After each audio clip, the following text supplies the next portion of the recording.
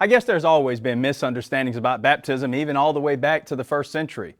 Today, many people still misunderstand baptism and do radical things based on their misunderstandings.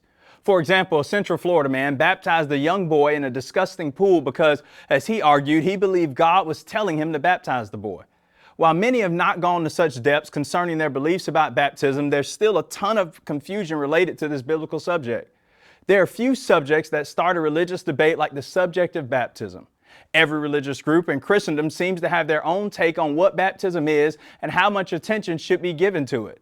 And though there might be much confusion surrounding baptism today, the New Testament tells us in Ephesians 4 and verse 5, there's one baptism.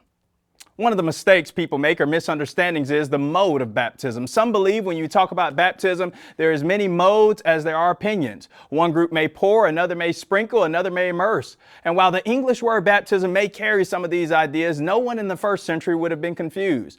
The word often translated baptize in our English Bibles means simply to dip, immerse, or plunge.